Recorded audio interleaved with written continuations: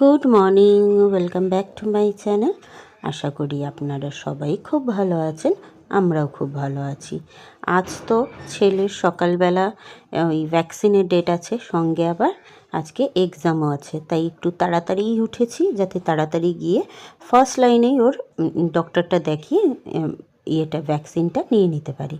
তো গলাটা দুজনেরই ব্যথা, তাই কারণে একটুখানি কফি করে নিচ্ছি। আর বাইরে কিন্তু বেশ কুয়াশাই রয়েছে, এখনও ভালোভাবে রোদ ওঠেনি, মানে হালকা হালকা একটু রোদের ঝলক দেখা যাচ্ছে। এদিকে দুধটাও গরম হয়ে এসছে।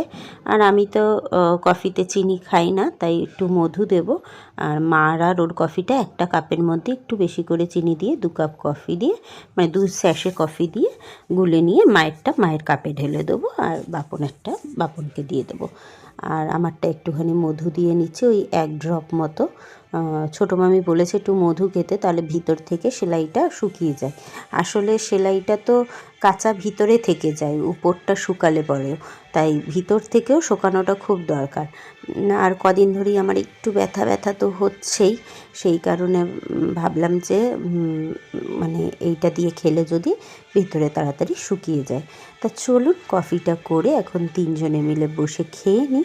আর গোলুকে বললাম রেডি হয়ে যেতে, আমি কিন্তু রেডি হয়ে গেছি, শুধু বাপনের রেডি হওয়া বাকি আছে। বাপন বললো কফিটা খেয়ে জামা কাপড়টা পরে নেবে। আর ছেলেদের তো রেডি হতে সেরকম ব্যাপার না, একটা সোয়েটার পরবে বা সোয়েট শার্ট পরবে, প্যান্ট পরবে, ব্যাস হয়ে যাবে।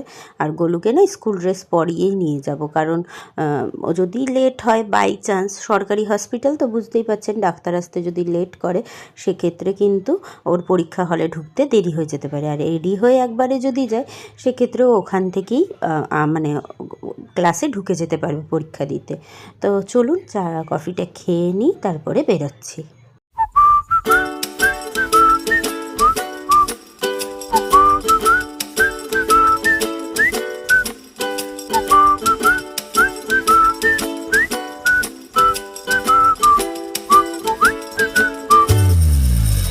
তো আমরা বেরিয়ে পড়েছি 3 জনেই। আর বাইরে বেশ ঠান্ডা একটা হাওয়া রয়েছে, তাই সোয়েটারটা পরেই নিয়েছি, যদি রাস্তায় গরম লাগে সেক্ষেত্রে খুলে গাড়ির ডিক্কিতে নিয়ে নেব। তো এখন এই যে যাচ্ছি 3 জনে মিলে। আর ওখানে থেকেই রাস্তা থেকে ওকে খাইয়েও নেব, কারণ ভারী কিছু না খেলে তো ওকে ওই ভ্যাকসিনটা দেবে না। আর এই সকালবেলা ও কোনো মতেই ভাত খেয়ে যেতে চায় না। তো আমরা হসপিটালে পৌঁছে গেছি, এখন যাচ্ছি হলো টিকিট করাতে। বাপন বলল তোমরা আগিয়ে গিয়ে টিকিটটা করাও, আমি গাড়িটা পার্ক করে আসছি। তো গাড়িটা পার্ক করতে গেল, আমরা টিকিট করাতে গেলাম। টিকিটটা করিয়ে নিয়ে এবারে ওকে আসলাম খাওয়াতে। এখান থেকে আমরা দুজনে একটু চা খাচ্ছি, আর ওখান থেকে বাপন ওকে টিফিন কিনে দিচ্ছে, ওই লুচি আর ঘুগনি। তো আমিও খাবো, কারণ আমারও পেটটা মানে রাত্রিরে তাড়াতাড়ি খাই তো, আর অল্প যেহেতু পরিমাণে খাই, আর খিদে পেয়ে গেছে। আর পেটটা খালি থাকলে না আমার কিরম বমি লাগে। তো সেই কারণে বাপন বলল তুমিও দুটো খেয়েই নাও। আর এখানে একদম পাতলা পাতলা লুচিগুলো, তাই 4টে আমি খেতেই পেরেছিলাম, কিন্তু তার আগে আমি চাটা খেয়ে নিচ্ছি। আর বাইরের চা তো সেরকমভাবে ফুটায় না, একদম পাতলা, হসপিটালের সামনে বুঝতেই পারছেন। আর এখানে এই যে লুচির দোকানে দাঁড়িয়ে রয়েছে। আর আমার ছেলে কি করছে বলুন তো, আমার ছেলে এখান দিয়ে কতগুলো করে বাস যাচ্ছে, ওই ঢাড়া রাস্তায় কত বাস দেখেছে সেগুলোকে গুনছে। তো ওই যে আমি আবার একটা বাস আসছে, ওকে বললাম ওই দেখ আর একটা বাস আসছে, এই যে আবার গোনা শুরু করেছে। ও নাকি রাস্তায় 109খানা টোটাল বাস দেখেছে এই দাঁড়িয়ে দাঁড়িয়ে। তো সেই ওর সঙ্গে আমিও আবার গুনছিলাম। তারপরে দিয়ে দিল লুচি, মানে ওই যে কচুরি না, এটা লুচি, কারণ এর ভিতরে কোনো রকম পুর ছিল না। বাপনকে বললাম আমার থেকে 2টো খেতে, কিন্তু বাপন খেলো না। আর গোলু এখানে 4টে কচুরি খেয়ে নিচ্ছে, আর আমিও এখানে 4টে কচুরি নিয়েছি। কচুরিগুলো পাতলা পাতলা ছিল, বেশ ভালো ছিল। আর ঘুগনিটার মধ্যে একদম ছোট্ট করে আলু কেটে দিয়েছিল, বেশ ভালোই লাগছিল খেতে।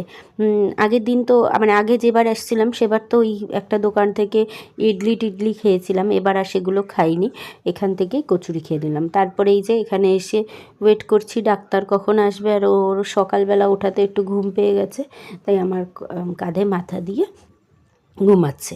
আর বাপন নিচে রয়েছে, বাপন বলল যে ডাক্তার আসলে পরে ওকে ফোন করতে, তাহলে ও উপরে চলে আসবে। যদিও ওর উপরে আসার দরকার নেই, আমি এখান থেকে স্লিপটা করিয়ে নিচে নিয়ে চলে গেলেই হবে, কারণ আজকে কিন্তু ওকে ডাক্তার দেখবে না, আমি সেটা জানতাম না। ওই যে বাইরে কম্পাউন্ডার আছে সেই নিয়ে গিয়ে ডাক্তারকে দিয়ে লিখিয়ে নিয়ে আসলো। এবার এই যে নিচে যাচ্ছি, ওকে এখন ইঞ্জেকশানটা দেবে। আর বাপন তো ভয়ে ওর সঙ্গে ঢুকবে না, সেই কারণেই মেন আমার ওর সঙ্গে আসা, কারণ বাপন ওকে ইঞ্জেকশন দিলে খুব ভয় পায়, মানে বাপন নিজেও ইঞ্জেকশন নিতে ভয় পায়, আর তার মধ্যে তো বাচ্চাকে দিচ্ছে, বুঝতেই পাচ্ছেন। আমিও কিন্তু ভয় পাই, আমার ছেলে সেই আন্দাজে অনেক সাহসী, আমার ছেলে একটুও ভয় পায় না। আপনারা নিজেরাই দেখবেন, ও নিজে নিজেই যাবে, গিয়ে বসে সুন্দর জামাটাকে নামিয়ে ইঞ্জেকশন নিয়ে নেবে। আর এই দিদিগুলো সত্যিই খুব ভালো ছিল, ও যেহেতু পুচকু বাচ্চা, ওকে বেশ আস্তে করে দিচ্ছিল, মানে কথা বলে গল্প করে। আর কিন্তু আমি সেটাই বলছিলাম যে আমার ছেলে একদম ভয় পায় না দিদি। আর আপনারা বুঝতে পারছেন আমি কিন্তু ভিডিওটা একটু লুকিয়ে লুকিয়েই নিয়েছি, কারণ সত্যি কথা বলতে হসপিটালে তো ভিডিও নিতে দেবে না, তা আপনাদের সঙ্গে শেয়ার করার জন্য নিলাম যে আমার ছেলে কতটা সাহসী দেখুন। আমি সেইখানে অনেক ভীতু, আমি নিজে অবাক যে আমার ছেলে ইঞ্জেকশন নেওয়ার সময় ইঞ্জেকশনের দিকে তাকিয়ে থাকে। তো এর আগের যে কভার নিয়েছে সে কভারও কিন্তু এরকমভাবেই ইঞ্জেকশন নিয়েছে, ওর নাকি ভয় লাগে না। আর আজকে তো বেরিয়ে বলছে আজকে তো একটুও বুঝতে পারিনি যে ইঞ্জেকশন দিয়েছে মা, একদমই লাগেনি। আমি বলি ফুলে গেছে সেই জায়গাটা, তাও লাগেনি? বলছে না, আগের দিন একটুখানি পিঁপড়া কামড়ের মতো লেগেছিল, কিন্তু আজকে একদম লাগেনি। আর ওকে সেই মানে নার্স দিদিটা বলছে তোমার এখন ফাইনাল পরীক্ষা চলছে, গিয়ে আবার ফাইনাল পরীক্ষা দেবে, এসব বলছিল ওকে। হ্যাঁ, তো ও গল্প করতে করতে ইঞ্জেকশনটা ঠিক নিয়েও নিয়েছিল। এই যে ওকে এক হাতে হাফ দিল, আর এক হাতে হাফ দেবে, দুই হাতে দেবে। ও প্রথমে বলেছিল আমাকে বাঁ হাতে পুরোটা দিয়ে দাও, কারণ আমি ডান হাত দিয়ে লিখবো, কিন্তু তারপরে বলছে মা একটুও লাগেনি, একটুও বুঝতে পারিনি, ব্যথাও হয়নি। তো দেওয়া হয়ে যাওয়ার পরে আমাকে স্লিপটা দিয়ে দিল। তারপরে তো আর রাস্তায় ভিডিও করিনি, বাড়ি চলে এসে যথারীতি আমি আমার কাজে লেগে পড়লাম, কারণ রান্না তো করতেই হবে। আর আজকে বাজার থেকে আসার সময় ফুলকপি নিয়ে এসেছিলাম, আর এই যে ডিম দিয়ে ফুলকপি দিয়ে ঝোল করব, আর কিছু করব না ভাবছিলাম। তারপরে ভাবলাম যে একটু শিম রয়েছে ঘরে, একটু শিম চচ্চড়ি করি, কারণ এক পদে তো বাপন খেতে পারে না, যদিও বাপন শিম চচ্চড়ি খায় না, আর এই ডিম দিয়েও মেন কথা ভাত খেতে পারে না। তো ওর ফ্রিজে একটু মাংস আছে, ওটা দিয়ে খেয়ে নেবে। আর লাউ, সেই যে লাউ করেছিলাম চিংড়ি মাছ দিয়ে, খালি ওটাকে রেখে রেখে খাচ্ছে একটু একটু করে, ওটা নাকি ওর এত ভালো লেগেছে। তো আমি বললাম খেয়ে নাও একবারে, আবার নিয়ে এসো আমি করে দেবো। বলছে না, লাউ কেটে করতে অনেক কষ্ট, তোমার করতে হবে না, আমি এটা যতদিন অল্প অল্প করে খেয়ে শেষ করে দেবো। তো আজকে যদিও শেষ হয়েই যাবে। তো এখন এই যে ডিমটাকে হালকা হালকা করে ভেজে আমি তুলে নিচ্ছি। আর আমি না ডিম লাল লাল করে ভাজতে পারি না, আমি কেন জানি না, ডিম এরম হালকা হালকাই ভাজি। আমার মা তো বলে ডিমগুলো সিদ্ধ সিদ্ধই দেখতে লাগে নাকি আমার হাতের রান্নায়। তো ডিমের ঝোলটা যদিও আমি খুব ভালো রান্না করতে পারি না, আর ফুলকপি আলুর ঝোলও আমি খুব ভালো রান্না করতে পারি না, কিন্তু ওই যাই হোক চেষ্টা করছি। আর সত্যি কথা বলতে আজকে ওই যে গাড়ি করে যাতায়াত করেছি না, আমার শরীরটা একটু খারাপই হয়েছে, কারণ একটু ঝাঁকুনি, একটু গাড়িতে চড়া, এগুলো করলে না আমার পেটে হালকা হালকা ব্যথা হয়। তো যাই হোক রান্না তো করতেই হবে, তাই জন্য রান্না করতে চলে আসলাম। এখানে ডিমটা ভেজে তুলে নিয়ে ওই তেলের মধ্যেই আমি ফুলকপি আলুটাকে একটু হালকা করে নুন হলুদ দিয়ে ভেজে নিচ্ছি। তো ভাজতে গিয়ে দেখছি অনেকটা জল বেরোচ্ছে, তারপরে আবার ওই যে ভাল লাগছে না, মানে গাছাড়া গাছাড়া লাগছে, তাই জন্য খুব শর্টেই রান্না করলাম, মানে কষানো টষানো বাদ দিয়ে ওই ফুলকপি আলুর মধ্যেই আমি মশলা যে বেটে রেখেছিলাম, একটু কাঁচা লঙ্কা, আদা, রসুন, পেঁয়াজ, টমেটো, সেটাকে দিয়ে দিলাম। আর ফুলকপি আলুর ঝোলে কিন্তু আমি পেঁয়াজ ইউজ করি না, রসুনও ইউজ করি না, আদা, কাঁচা লঙ্কা আর হলো তোমার ওই টমেটো পাটাই দিই। কিন্তু আজকে যেহেতু ডিম দিচ্ছি তাই জন্য একটু পেঁয়াজ রসুনও ইউজ করলাম। কিন্তু সত্যি কথা বলতে পেঁয়াজ রসুন দিয়ে ফুলকপি আলুর ঝোলটা না একদম বাজে খেতে হয়েছিল আমার। তারপরে মনে হচ্ছিল যদি আমি ওই যেভাবে নিরামিষভাবে করি সেভাবেই করতাম, তাতে মনে হয় খেতে টেস্টি হতো। তো এখানটা আমি একটুখানি কাশ্মীরি লঙ্কার গুঁড়ো দিলাম, আর সামান্য একটু হলুদ দিলাম, আর কোনো মশলা দেবো না, জিরার গুঁড়ো, হলুদের গুঁড়ো, এগুলো মানে ধনের গুঁড়ো, ওগুলো আর দিলাম না। এইটুকু দিয়েই মশলাটাকে একটু ভালো করে কষিয়ে নিয়ে এর মধ্যে গরম জল অ্যাড করে দেবো, আর লাস্টে একটুখানি গরম মশলা, ঘি আর হলো ধনেপাতা কুচি দিয়ে নামিয়ে নেব। তো ভালো করে কষিয়ে একটুখানি ঝোলটাকে ফুটতে দিই, চলুন।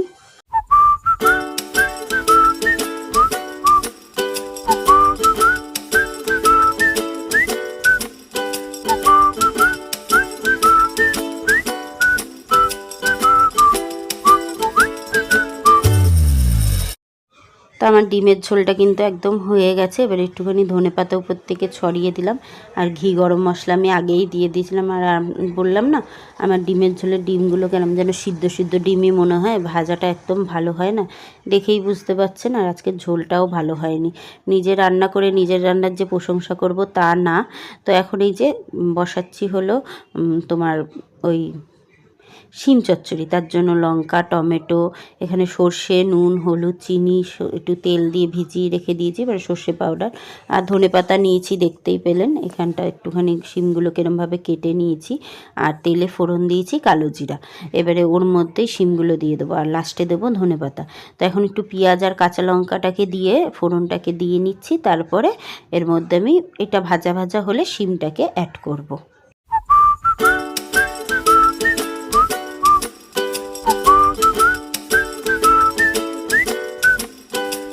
পেঁয়াজটা হালকা নরম হয়ে গেছে, শিমগুলো দিয়ে দিলাম, দিয়ে শিমটাকে এবারে ভাজবো। সামান্য একটু নুন দেবো, দিয়ে শিমটাকে ভাজবো।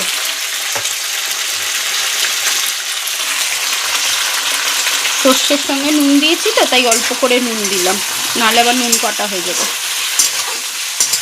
এর মধ্যে আর কিচ্ছু অ্যাড করতে লাগবে না। এটা ভেজে এই সর্ষে পেস্টটা আর এই টমেটোটা দিলে, লাস্টে ধনেপাতা দিয়ে নামিয়ে দিলে পরে শিম চচ্চড়ি রেডি, বা শিম সর্ষে, শিম পাতুরি যাই বলুন, সব নামই বলা যায়।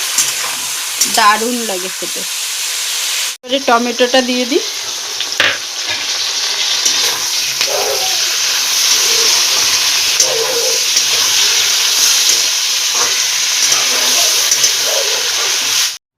একটু ধনেপাতা বেটে নিলাম, কারণ ওই আমার না এখন কিছু সেরকম খেতে ইচ্ছা করে না, তো যদি এই বাটাটা দিয়ে একটু ভাত খেতে পারি, তাই জন্য বেটে একটুখানি সর্ষের তেল দিয়ে রেখে দিচ্ছি। আর ধনেপাতা বাটা তো এমন কিছু ব্যাপার না, ধনেপাতা কাঁচা লঙ্কা বেটে নিলেই হয়ে যায়। একটু লেবু আর হলো একটুখানি টমেটো দিলে, আমি যদিও লেবুটা দিইনি, শুধু টমেটোটাই দিয়েছিলাম। আর এখানে এই যে শিমটা একদম নরম হয়ে আসার পরে আমি কিন্তু এর মধ্যে সর্ষে পাউডার যেটা ভিজিয়ে রেখেছিলাম সেটাকে অ্যাড করে একটু নাড়াচাড়া করে নিলে পরেই কিন্তু শিম চচ্চড়ি হয়ে যাবে। এরপরে উপর থেকে একটুখানি ধনেপাতা ছড়িয়ে আর নামিয়ে নেব। আমি কিন্তু এর মধ্যে কোনো জল একদম অ্যাড করিনি, খেতে দারুণ হয়। সেদিনকে চিংড়ি মাছটা বার করেছি, ওরা খেয়ে নিয়েছে, আর মেয়ে খাবে। এখানে আমার জন্য ধনেপাতার বাটা করেছি, ওটা আমি খাবো। এখানে এই যে শিম চচ্চড়ি করেছি, আজকে রান্না সেরকম কিছু করিনি। আর এই যে ফুলকপি, আলু, ডিম দিয়ে ঝোল।